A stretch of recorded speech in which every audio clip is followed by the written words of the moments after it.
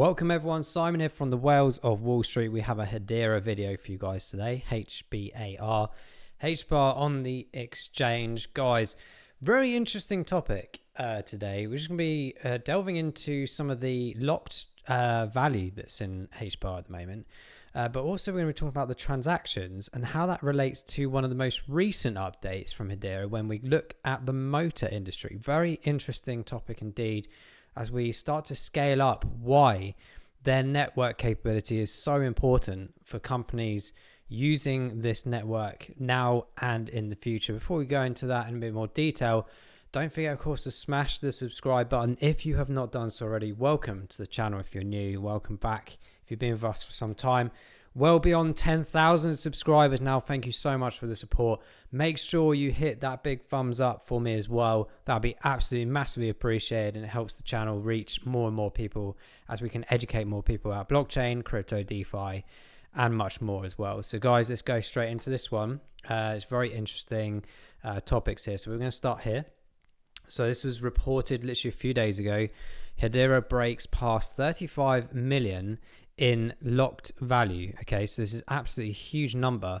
So the total value locked in most all blockchain ecosystems has been falling across the board. As we know, the market has been pretty terrible for the last year and a half. However, Hedera, albeit had some really good progress a few months ago in terms of the price point on the chart, and we'll go into that more detail after this topic session. But really interesting to see absolutely phenomenal amounts of money stored. And of course, 18 billion transactions. It's gone past that milestone as well, which is absolutely phenomenal. So the Hedera mainnet surpasses 18 billion transactions following promising announcements from FedNow, Kia, and Hyundai. Now, we tracked onto the FedNow announcement in the last Hedera video that we did. We're going to focus on the Kia and Hyundai bit briefly now as well. I tried to do this a few weeks back, but I just wanted to research a few other things from a statistical perspective to put this into a bit more of a context situation. So really good to see that there's constant confidence and trustworthiness within Hedera, not just from us as retail investors holding this token and accumulating, but the actual usage of Hedera as a network. And one of the big striking things for me with Hedera is that governance protocol aspect. So the governing council is pretty huge, and there are some absolute giant companies involved in this, and not necessarily the companies directly themselves, but certainly people within them are on the board of governance to really encourage how the network develops, the decision making, and everything about this. So once you start seeing some of these companies, which pretty much have been integrated with Hedera in some capacity anyway, so that aside, it's huge. And, we don't need to, common sense will prevail that pretty much most of us know some of these at least.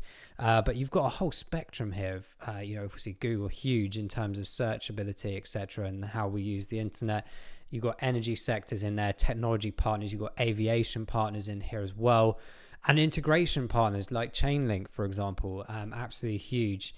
On various different technological aspects there too, and banking, and the list goes on. It's absolutely massive. So that's why I take note specifically with Hedera way back in the day when I started accumulating it, I think around 2019, 2020, and I think it's definitely something to keep an eye on. And as time has gone by, the announcements, the partnerships, the utility, let's use these words, utility and real world utility as key defining aspects really of what blockchain is arguably about and what it should be about moving forward. No more talking, no more theory, actual doing. And this is where Hedera is at right now. And I think this is a really important point to make here. So the Hyundai Motor and Kia, so this is the Motor Group, Hyundai Motor Group, introduce CO2 emission monitoring system built on Hedera network. So there's not a gigantic amount of information in this article, but very much enough to explore other areas of technology capabilities. So we've already spoken so many times on this channel, not just with Hedera, but in general across the board, about the introduction of IoT, Internet of Things applications, AI technology, and the utilization of blockchain. And this will all work together simultaneously, guys. Now we know HBAR Hedera is pretty much like IOTA in the sense that it uses the DAG protocol, direct acyclic graph, in context. As simply as I can kind of define this, is the incorporation of those three pillars: AI, IoT, blockchain, and there's loads of other things as well, to be honest, like cloud, etc., all coming together, working harmoniously, simultaneously, within milliseconds, and providing transactions constantly. What I mean by that, and if we relate to what Hedera is capable of in terms of its absolutely significantly low cost per transaction, and its generation of energy consumption is so low, the fact of the matter is that this boasts a significant amount of transactions per second. But for all of this to work, so you imagine these like brand partners like working together or on a similar, an exact same system of this Hedera network. We now talk about like things like supply chain, anything and everything we do, whether it's buying, selling, getting in a car in the near future with EV capability and SIM card capabilities, driverless, etc. All of these things, everything you could possibly think of in the blockchain technology, and DAG is allowing this to simultaneously talk to each other, communicate with each other. It's like those sci-fi films years ago, which is now into fruition and reality now. And these transactions per second aren't just financially related. Every action, a transfer of an action, hence the word transaction, which we keep reiterating on this channel because it's important to really understand that, is a transaction. And that's why these blockchains, when they talk about how many transactions per second, becomes a really important factor. So when we look at this in more detail, and we look at the Hyundai Motor and Kia Group, for example, we're talking about 1.6 million cars developed per year at this current state of time. Now, of course, that is shifting even more to the EV side of things. So there's a lot more interest around, batteries, how they can be recycled, created, etc. Are they sustainable? You could argue this point all day long, but that statistic alone is phenomenal.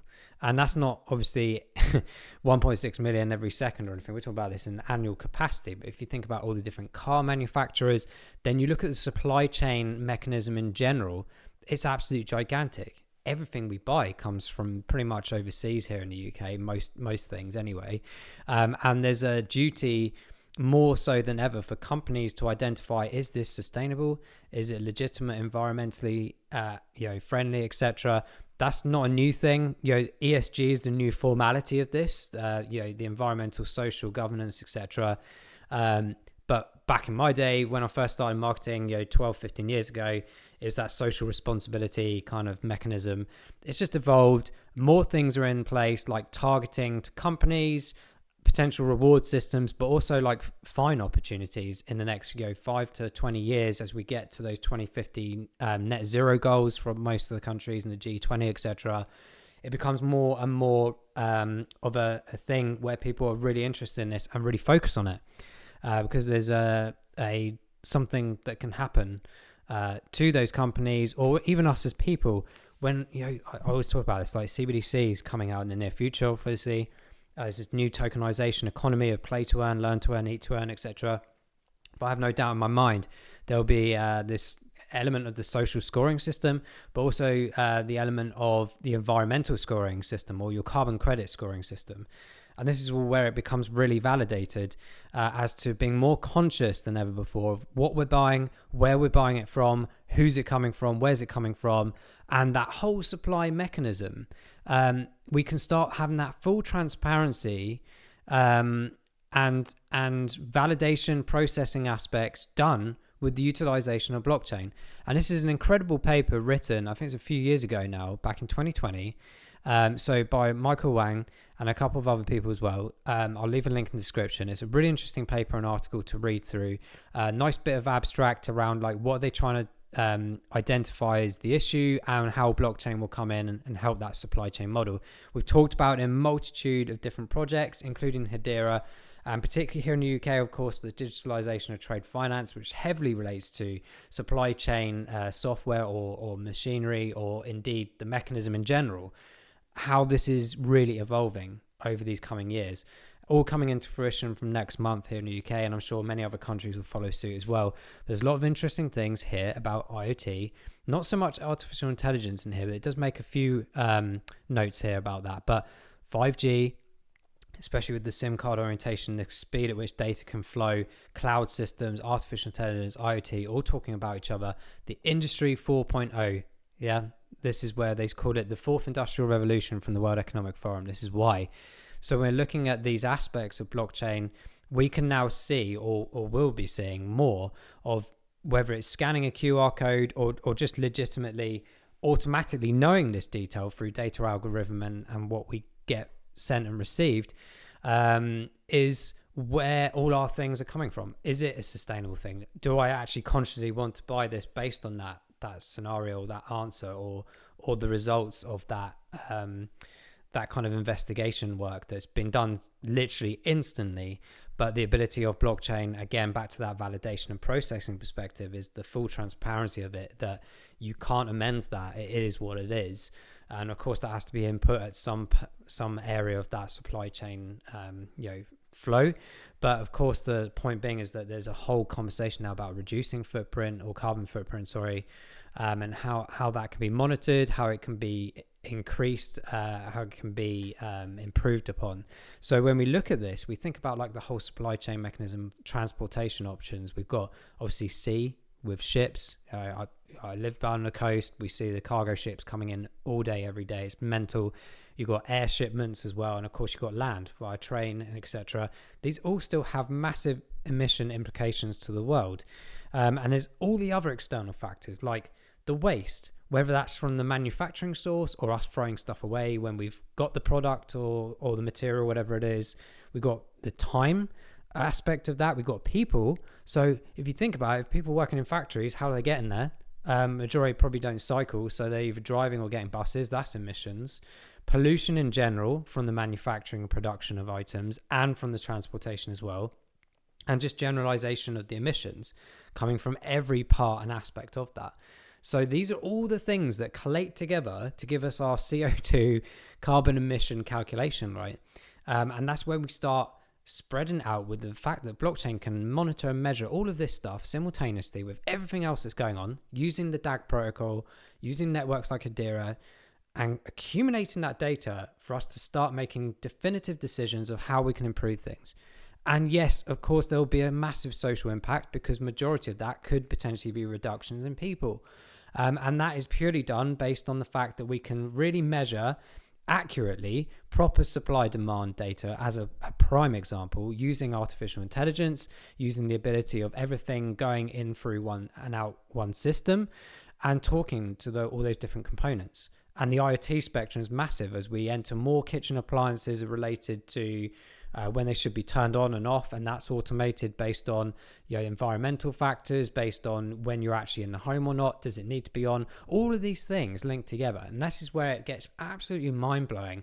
I mean, we've done a DAG video before, so definitely watch it. I'll leave it at the end of this one, because if we go into further detail, I don't want to confuse too many people if you're new to the channel or new to this kind of philosophy, but it kind of gives you the mindset of what's really going on here. I love this article because it breaks a few things down and into the research methods around how blockchain can really help with this. But it loops back, and it is a prime example. And this is why it related in my head, because even in this article from Hedera, combination of AI and the Hedera network in a supply chain mechanism and motoring system, of all the things in the world, like one of the biggest contributors arguably is vehicles. Yes, they're going more EV, but they still have an element of carbon emissions. So there's no getting away from it. But of course, this is absolutely gigantic. And going back to the number about factories and stuff, guys, look at this. And even working in offices, over 250,000 employees worldwide just for this group. So again, there's that whole mechanism of emissions. So you look at a corporation's ESG strategy. Watch this, guys. The next few years, ESG will be terminologies you will hear everywhere, whether it's you personally or the companies you're buying from or the companies you're working from or working for, ESG is a formidable agenda program, and it all defines all the way up from the World Economic Forum downwards through UN, NATO, etc., all the way down, filtered to the companies. As I said, there's going to be reward structures, there's going to be fine structures. It's going to start developing significantly, and that's why as an investor, as a retail investor, and holding HBAR and other projects quite similar, is not just the back end of Hedera, like who's behind it, what's it capable of, but the actual market opportunity. And we've just literally spoken very minutely about one car group. And think how many there are. Think about the global opportunity from a revenue perspective, or a global market entity of mobility and everything moving forwards. Everything. It starts painting a picture in your head as to where this is all going. So you can imagine 5 years from now, 10 years from now, because I'm not selling Hedera, at least for a few years, or at least until we see the price point very significantly higher to where it is now. Yes, it was exciting a few months ago, but not in my mind personally, just from where I've been holding it previously and where I want it to get to before I do. But price aside in the chart, there is humongous opportunity and development going on in blockchain, and the space at which Hedera is working within, with its protocols, its technological advancements and capabilities, is super exciting, guys.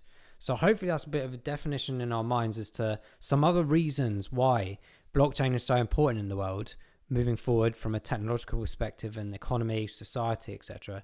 But where Hedera sits within that, I think is really interesting. So on the back end of this topic, guys, it's probably a good opportunity to jump into the chart and have a look a bit more detail about that price point. So currently floating around the 5.8 cents. The moment I was talking about earlier in the year was back here in February, where we saw the uprise to 10 cents. It was quite exciting, to be honest, if you had been buying at these lower regions around 3 or 4 cents. I did do a bit of accumulation around this area, probably not enough as I should have done, but that's the old saying, isn't it? I wish I bought more when it was back down, blah, blah, blah. But we are around about not too far off where we were back here in December 2022. So as I said, floating around that 5.8 cent-ish mark, there's plenty of opportunity for the future. In fact, we're going to just define something really quickly here. If I just get the price range of this, so we just take this current price point of roughly around the 5.8, it's probably going to be more like 6 cents on this chart, but it doesn't matter too much. We take it back to that previous all-time high that we saw back here on the 14th of September, really very much around that, near enough. I think it was a good like 57, 58 cents, I think. From its current position, that's about 879%. Which is very decent, to be honest, in terms of return on investment. But what we're expecting, all the things we've just spoken about in this video and all the other things that we haven't even talked about yet, we should anticipate that not only will we have bigger, more gigantic mass adoption in general, but the utilization of all these networks, the evolution of them as well, should be seeing us go way beyond that. And in the next bull cycle, when we've got even more people in the space and more people understanding what blockchain is, the education is very important over these next few years. I see us getting really beyond that point of the previous all-time high and trying to smash towards that $1. Now, we look at the fib retracement level out back, if we look further out, the next big phase up here in the long term was roughly around-ish 90 cents. You could argue that we should be pushing for that dollar with a minimum in that next bull run. I do anticipate that Hedera could potentially be between $2 and $3 in the next bull run. Some argue bigger, absolutely possible. And I'm not trying to be conservative here. I'm just going based on data, algorithm, trying to incorporate a bit of information and data around how many people are coming in. But that would probably be a reflective point, maybe like $3 top, maybe $5 at a push. And that would really have to take us up significantly in terms of support foundations over the next 18 months or so for us to really do that. But it all depends on what happens in that time, the announcements and stuff, etc., and how much Hedera push it. So actually, if we look at this top end, kind of matches up with what we're saying. So we're going to put a note here. I'm just going to put a note of around about $2.50. Okay, so I'm just going to put a note of the date here, 25th of August, 23. And we'll see if that's relevant come the years of 2024, 2025, if we actually get to those areas in the big next bull market. So that aside, it's really interesting points. But if we come back to more recent times, where are the opportunities lying? For me personally, when I observe this myself, I look at two areas. Okay, we've got sustainability going on here over the last week-ish, 22nd of August, a few days ago till now. It's very much reflecting around where it is at this moment in time in the price point. However, If we support there, we of course can see slightly higher levels, perhaps maybe 6.9 cents, and maybe trickling up to test or retest that 7.7 cent mark. I think we need a couple more announcements or information coming out for us to do that, because I think obviously we're in a bear market and a reduction in the market in general, albeit that Hedera is having quite a good, successful orientation in this current market situation anyway, so it's not too bad. But of course, there's the opportunity on the downside. It's very common sense, really. It's not science or anything. But the opportunities at the lower regions to try and accumulate, of course, around this area is interesting to me.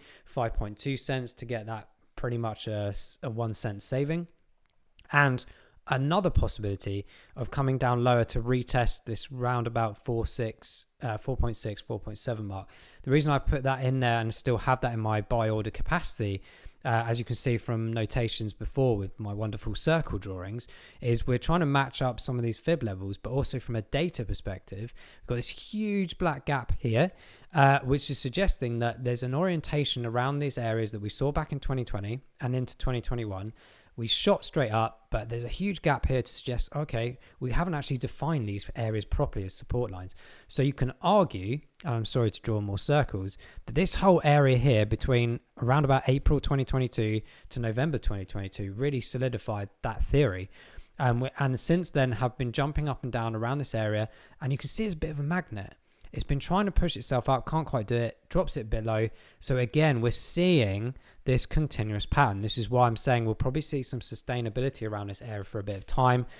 Amongst that will be some, not necessarily corrections, but some definite forceful downness means we will see that support being ticked off. It means we've got a great foundation and structure for us to push up. It sounds a bit crazy, but a lot of the traders out there, whether short term or long term, are looking at this data significantly to make decisive points of buying and selling. Some have used bots, etc., of course, at the moment.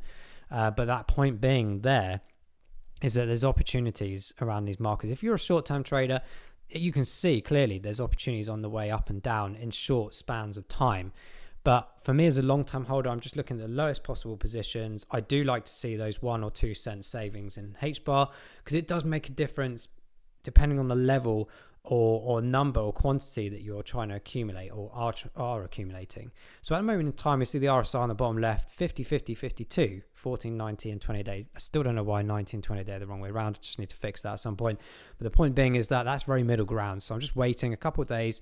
Does this define itself across this line? Cool. I've got a bit of trust to say there's not going to be too much volatility in the next week or so. Happy to do so and accumulate some more. Ideally, in an ideal situation, I want to see those numbers come down a bit more, perhaps like 48, 50 on the 14, 28 day respectively. And that's where I probably see us. It'll either be around this level or it might be slightly lower, where we start seeing that 5.5 cent more, to be honest. But as I said, if announcements come in, or there's some miraculous recovery in the market, which is probably not going to happen for some time, that's the only reasons why I see it shooting up. Because if you see, most of the patterns of the upward trends have tended to be around announcements or developments within Hedera that become public. So it's a really good opportunity. In the grand scheme of things, guys, anything under 10 cents, in my opinion, is an absolute steal for Hedera, especially when we think about where it's going to go in the future and the potential opportunities that can arise beyond that as well. Performance side, on the right-hand side here, is green. It's good to see green across the board, but I do anticipate that that's stabilizing a bit more as well. I'm not saying that it's all going to go to zero and all into negative, but it really defines what we said earlier in this chart analysis perspective, is the stability of Hedera. We've had the significant drop, and ultimately it proves that point that we made about these 3 sustainable levels up here. Too much traction upwards, it was always going to come down, but the confidence is clear here because there is no continuous drop down. It's sustaining itself, albeit that if we have to pull it out and look over a 6-month period or a year period, it's clear as day what we can see here. So really fascinating stuff. But there's some clear points of opportunity, some clear vision going on with Hedera right now. I think it's absolutely staggering and exciting. Hopefully you agree. If you don't agree, it doesn't matter. You can definitely stick all your opinions in the comments below. I love reading them all, good or bad. And for sure, I'd love to discuss this even further with you. But that very much wraps up the HBAR video for this one, guys. Hopefully you enjoyed it. and it's got the minds thinking even further. But do let us know any comments below of anything that we talk about in this video and others. We'll see you in the next HBAR update video. Take care. Bye bye.